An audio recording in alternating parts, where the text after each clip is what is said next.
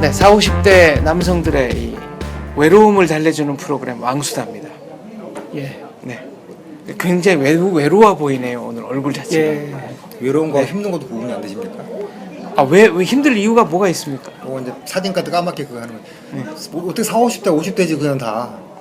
아니 그래도 가끔 40대 게스트가 끼는 적이 있으니까. 월요일날 제주도 출장 갔다 오고 화요일날 늦게까지 술 마시고 수요일날 늦게까지 술 마시고 목요일날 부산 출장 갔다 오고 안 피곤할 수가 있겠습니까? 아니 제주도 갔다 오고 저기 부산 갔다 오고 뭐 이거는 그래도 돈 받고 출장 갔다 온 건데 그래서 할 일이 있다는 걸 좀 고맙게 생각해야 되는 거고 화요일 술 먹은 거는 개인의 선택에 얼마 전에 술 마시고 나서 그것도 썼잖아. 참외록도 썼잖아. 내가 술 냄새 풍기고 들어가면 만노라는 이 냄새를 갖다 맡으면 다 해야겠구나 이 생각을 갖다가 참외록 써놓고 또 아니 그러니까 내가 그 얘기는 안 하려고 그랬는데 이게 사적인 부끄러운 줄 알아야지. 아니 근데 이거 방송에 나가는 겁니까? 아 우린 노편집. 그럼 앞에 돌고 있는 거 무슨 뭐 바람개비네 돌고 있는 거. 우리는 뭐 노편집으로 그냥 예. 근데 이 영화를 갖다가 돈 내고 보는 사람이 있습니까? 돈 내고 보는 사람이 의외로 많아요. 그러니까 우리가 미디어에 대한 고정관념을 깨야 되는 거야. 미디어라는 거는 항상 그 중후한 얘기, 예. 이런 얘기만 하는 게 아니고 최근에는 이제 예. 이른바 경박 단속, 예.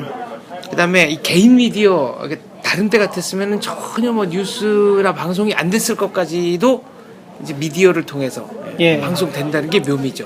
예. 우리 지금 경박 단소가 아니고 경박 단순이야. 단순. 그러면 저는 이만 빠지겠습니다. 아니, 난 평소에 갖다 이 중후장대를 갖다가 좌우명으로 잡고 살아온 아니 사람인데. 그러니까 중후장대한 얘기를 얼마나 이제 유쾌하게 할 수 있느냐. 요게 또 미디어 얘기를 하시니까 말씀인데 말 높이가 낮출까요? 네. 뭐 편한 대로 편한 대로 가시죠. 최근에 이제 미디어라는 말에 대해서 좀 생각을 해봤습니다.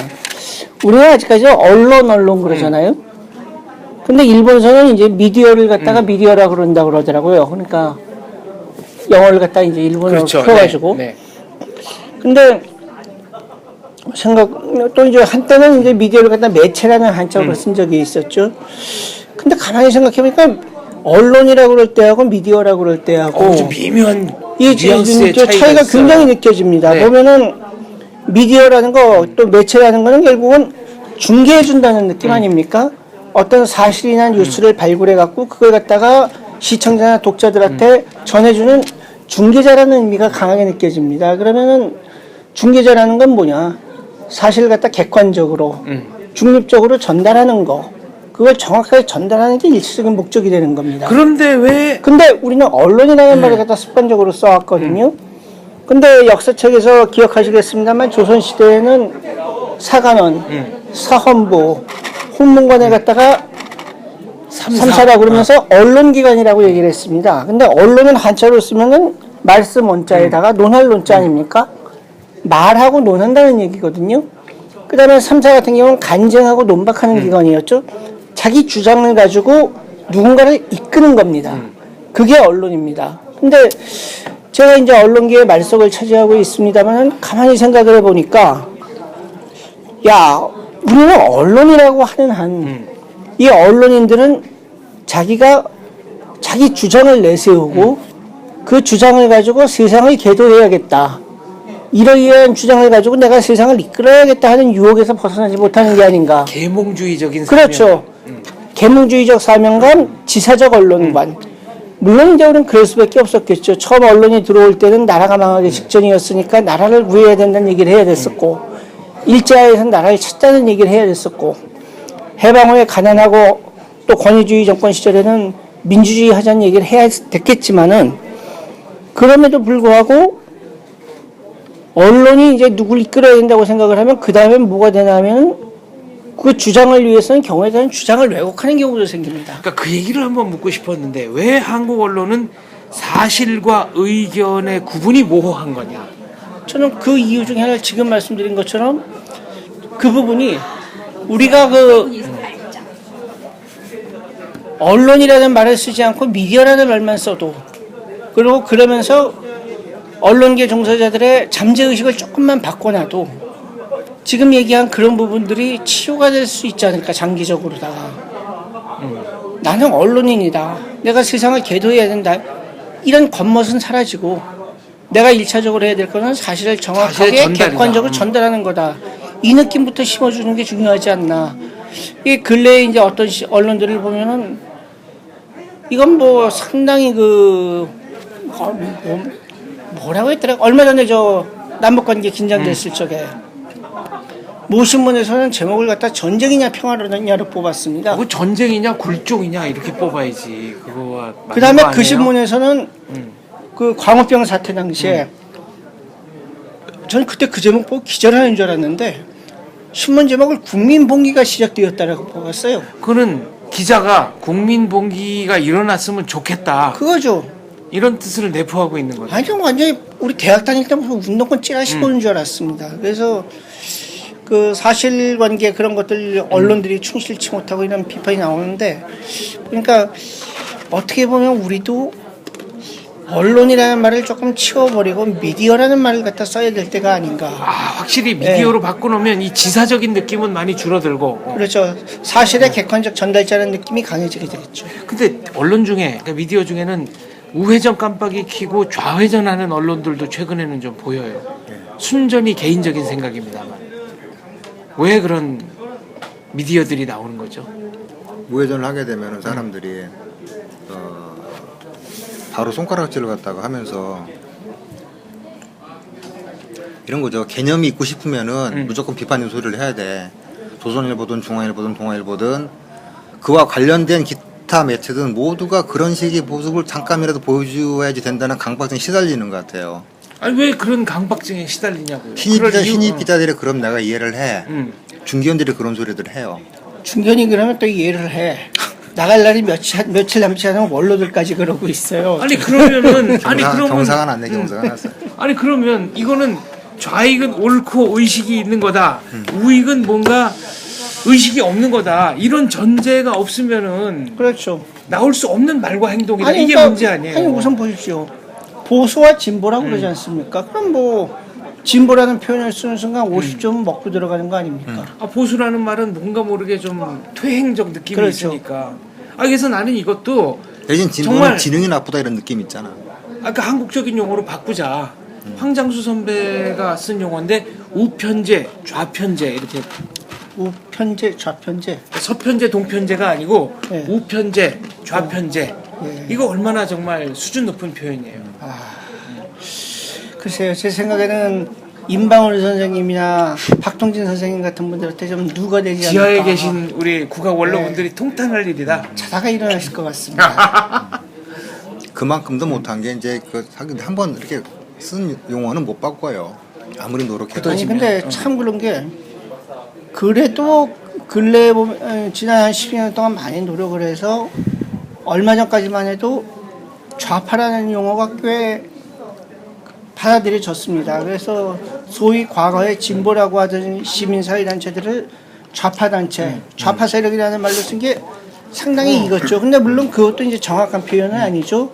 익당파라는 관점에서 볼 때는 좌파라고 하는 개념을 갖다 얘기하는 건 아주 그 마이너한 개념을 갖다가 큰 데 갖다 붙이니까 그 자체가 잘못이고. 그렇죠. 우익이 제일 큰 덩어리고 그렇죠. 그다음에 당이고. 우 성향의 당. 그렇죠. 파. 그렇죠. 네.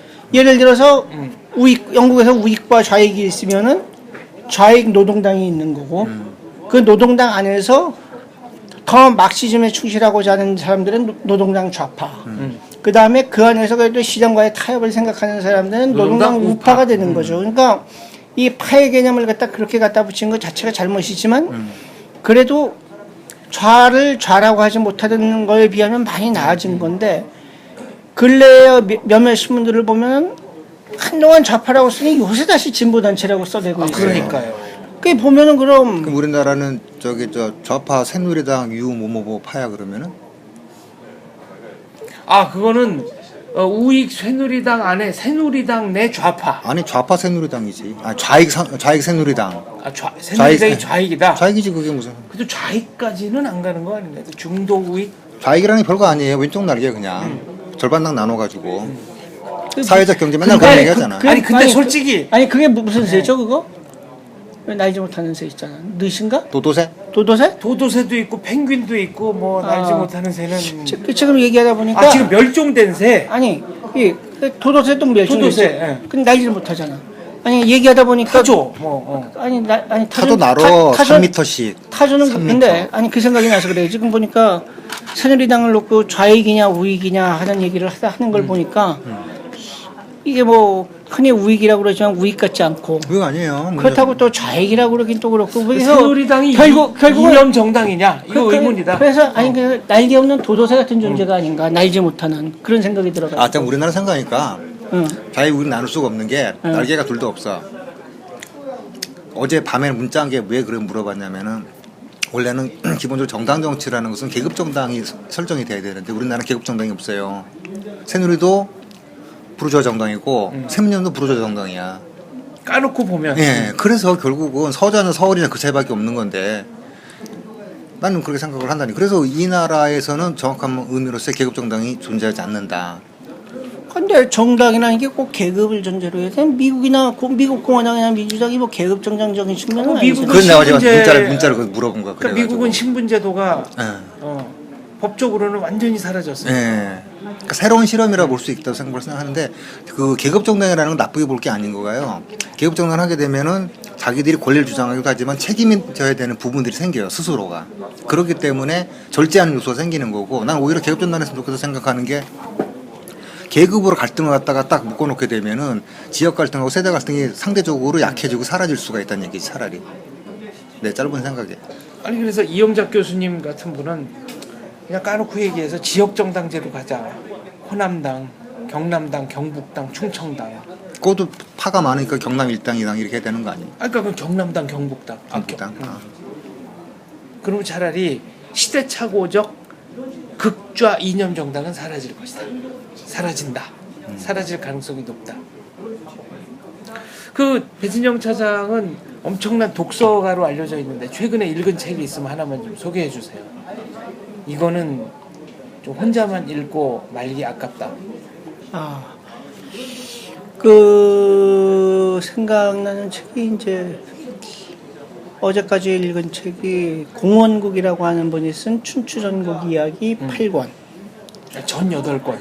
지금 아니 계속 나올 겁니다. 제가 보기엔 한 10권까지 가야 될 것 같은데 그 공원국 씨는 이제 40대 초반의 젊은 역사학자로다가 그 원래는 중앙아시아 쪽을 많이 연구했습니다. 유목민족 제국사. 예. 그러다가 중국 여행들을 하고 특히 이제 본인이 직접 중국을 답사를 하면서 일종의 이제 그 지리적 관점을 갖다가 이제 접목시키는 그래서 자기가 진짜 옛날에 그 춘추전국 시대에 한나라, 조나라, 위나라 땅을 가보니까 여기는 이렇게 뭐 태행산맥으로 갈리고 뭐 황하로 어쩌고 저쩌고 해서 이런 지리적 여건에서는 정말 그렇게 정치를 할 수밖에 없었겠구나 하는 뭐 그런 것들도 얘기를 하고 또 뭐 부인이 중국 여자라고 알고 있습니다. 근데 하여튼 상당한 이야기꾼입니다. 그리고 본인이 과거부터 알려져 있는 여러 가지 전적들은 물론이고 근래 중국에서 발견된 여러 가지 그 죽간이라든지 새로운 유적들을 바탕으로 해서 이제 역사를 다시 이렇게 정리를 하고 있는데 상당히 볼만한 책입니다. 근데 춘추전국 이야기 8권 매 권마다 중심되는 사람을 2-3명을 내세웁니다. 제일 첫 번째 책은 관중을 내세우고 그 시대를 이야기하고 그래서 8권에서 주인공이 되는 사람들은 소진, 장의, 합종설, 연행설. 그렇죠. 그다음에 악의 이런 사람들입니다. 그래서 보면 이제 지금 얘기한 것처럼 합종 연횡이라고 하는 게 결국은 이제 춘추 전국 말기의 상황에서 특히 진이라고 하는 강대국이 부상하는 상황에서 어떻게 말하자면 국가의 생존을 도모할 것이냐를 놓고서는 외교적으로 여러 가지 조합을 하는 얘기 아니겠습니까? 한마디로 이제 합종은 나머지 6나라가 합쳐서 진에 대항하자 이거고 연횡은 그래봤자 소용없으니까 각자 이제 진나라하고 이렇게 친하게 지냄으로써 자기의 생존을 도모해보자 이제 그 얘기인데 거기서 이제 보면 뭐 이런 건 전국체계도 나오는 얘기고 또 과거에 뭐 여러 가지 그 열국지 같은 책을 봐도 나오는 얘기입니다만 역시 외교의 중요성 국가 생존에 있어서 그 문제를 생각을 하게 됩니다. 그러면서 사실은 그러면서 이 공원국 저자가 강조하는 거는 합종이 실패한 거는 각 나라들이 눈앞의 이익을 좇았기 때문이다. 멀리 대의를 보지 못하고. 헤어지는 건가? 그러면? 바쁜데? 네, 복고일 선생님 잠깐 오셨는데요. 예. 선생님 저희 한 10분만 더 하면 끝나니까 조금만. 네. 할 얘기가 있나? 저희가 지금 뭐 녹화를 하고 있는데 예. 저희는 복고일 선생님 만나는 게 언제나 즐겁습니다. 그럼 기다릴 테니까. 예. 자, 복고일 선생님이 뒤로 지금 지나가셨는데요. 저희는 예. 이런 것도 편집 없이 아, 예. 그냥 내보냅니다. 예, 그냥 하던 얘기 계속 할까요? 네. 그러면서 이제 얘기는 그겁니다. 그 뭐 대인이 이런 얘기 했지만은 뭐 공원국 저자는 대의 얘기는 안 하고 그다음에 합종이 100년 대계는 못 됐을지 몰라도 10년 대계는 될 수가 있었다. 근데 그거마저도 놓쳐버린 거는 눈앞의 소소한 이익들을 좇으면서 스스로 망쳐버린 거다는 얘기들을 하고요. 야, 이거 모골이 송연한 예. 얘기네요. 이 그렇죠. 대한민국의 외교를 생각하면. 그렇죠. 그다음에 보면 거기 가서 이제 딱 그 상대방을 설득할 때 하는 얘기가 딱 이겁니다. 딱 합종을 주장할 때는 가서 딱 이래요. 이제 뭐 연나라나 혹은 뭐 조나라나 이런 데 갖고 소진이 딱 얘기를 하죠. 조나라로 말하면 사방이 천리고 무장한 병사가 수십만이고 병거를 갖다가 1만 대를 동원할 수 있는 나라인데 이런 나라가 저 서쪽에 오랑캐나 다름없는 진나라한테 쩌쩔매면서 신하로 이렇게 하는 게 조공을 바치는 게 말이 되냐? 말이 되냐? 쪽팔리지 않냐? 나머지 6나라가 힘을 합치면은 그리고 그 안에서 당신이 중심 역할을 하면 이건 세상을 바꿀 수가 있고 당신은 천하 앞에 우뚝 서는 존재다 이렇게 이제 떠버립니다. 이게 동북아 균형자 같은 얘기네요. 예. 그 다음에 그걸 깨려고 하는 사람은 가서 뭐라고 얘기를 하냐면 심지어는 뭐 똑같은 사람이 똑같은 상대를 해서 또 딴소리 하기도 하는데 이거죠.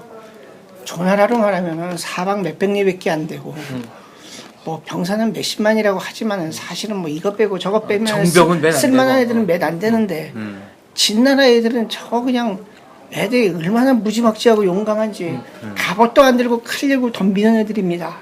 저런 애들을 상대로 어떻게 상대를 하려고 그럽니까? 나머지 6나라 다 합쳐봤자 이거는 흑살이 껍데기입니다.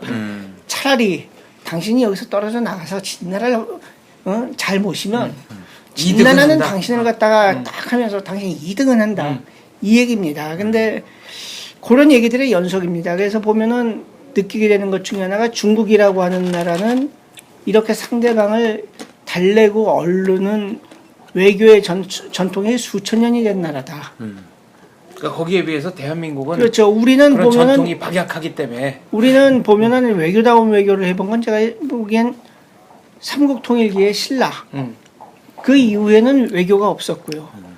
조선시대에는 중국만 쳐다보면서 사대하고 그 다음에 여진족이나 외국을 갖다 조금 달래는 걸 외교의 전부로 생각을 했었고 그 다음에 해방 이후에는 사실 미국만 쳐다보는 게 외교의 전부였던 나라인데 지금 우리나라는 혹시 중국 애들이 레드카펫 깔아주면서 그 다음에 뭐 중국 매체에서 그냥 한국이 이렇다 하는 얘기에 콕 해가지고 국가의 100년 대계를 갖다 놓치고 있는 게 아닌가 그런 생각이 들어가지고 상당히 모골이 송연했습니다.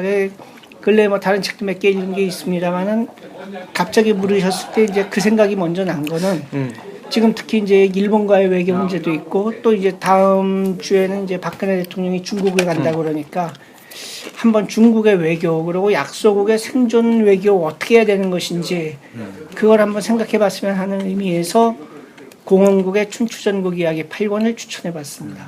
그거는 남 교수가 최근에 읽은 펠로폰네소스 전쟁사 거기도 나오죠. 요것과 좀 비교를 해봐야 될 것 같아요. 그거 이제 소진이 말한 거는 코린토스 사람들이 스파르타에 가가지고 그렇지. 너네는 멍청하고 아테네는 강하다 한심한 놈들아 그래가지고 약 올리는 거하고 똑같아요.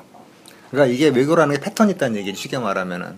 그러니까 우리는 한 번도 패턴을 겪어보지 못했기 때문에 우리는 모든 게 지금 처음 시작하는 거나 다름없는 그러다 보니까 아까 그 이용훈 선생님이 얘기하신 대로 연설문 하나를 제대로 못 쓰는 거예요.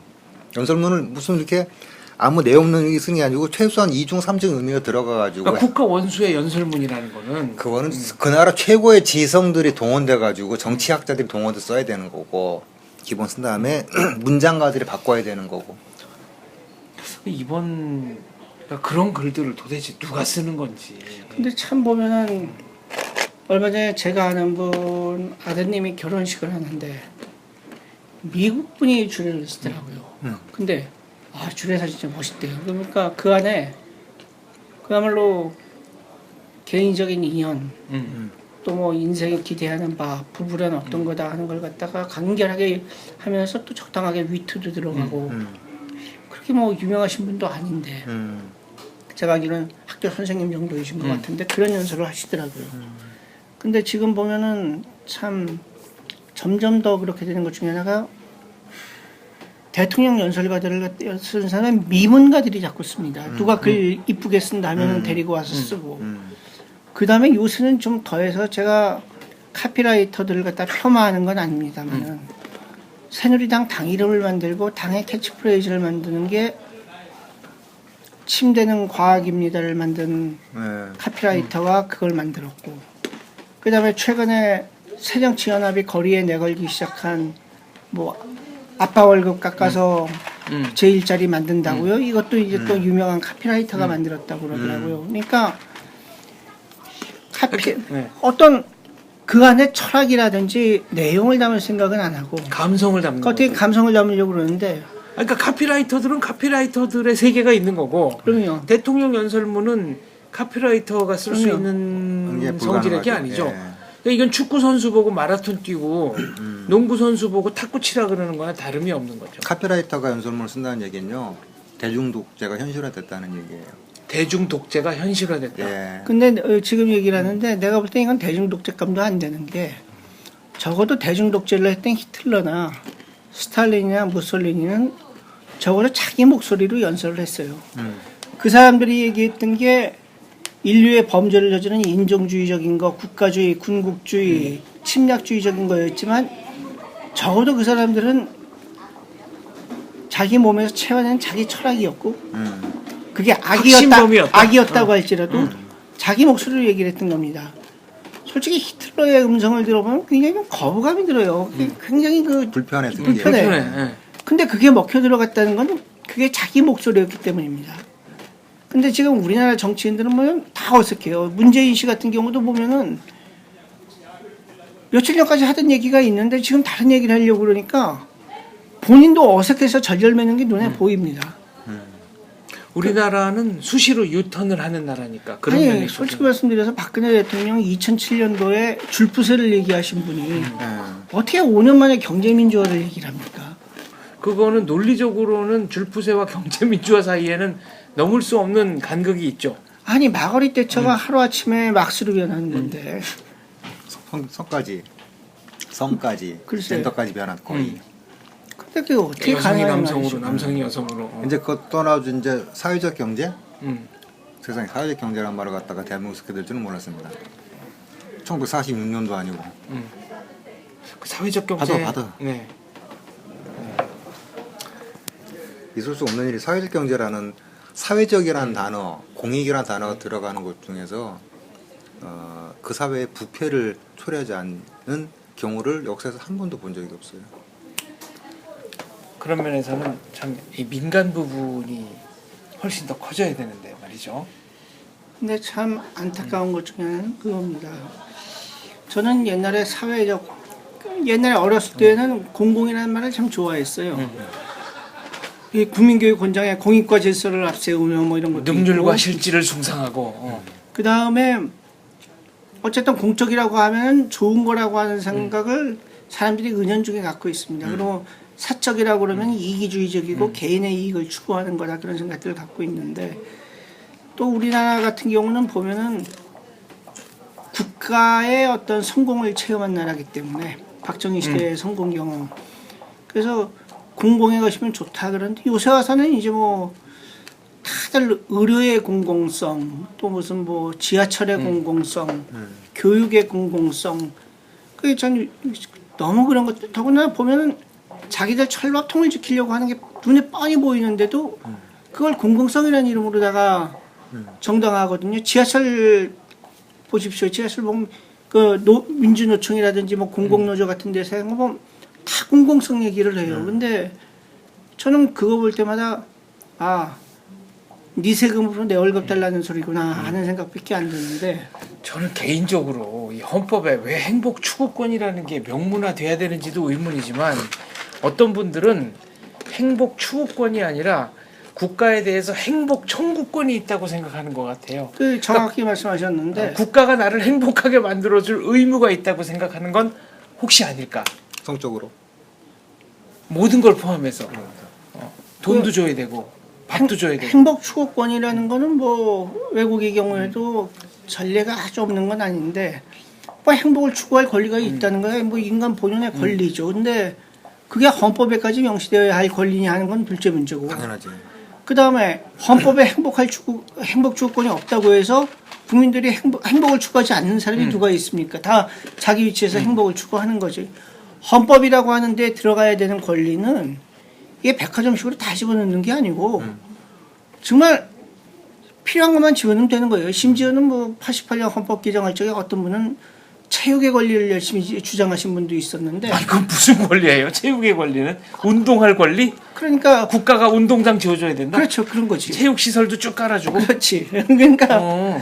근데 이제 그게 굳이 있어야 되느냐? 가령 미국 같은 나라는 헌법의 규정은 굉장히 적지만은 그 안에 있는 거 가지고서 환경권이니 프라이버시 권리니 하는 온갖 현대적인 권리를 다 그 연장선상에 해석을 해내거든요.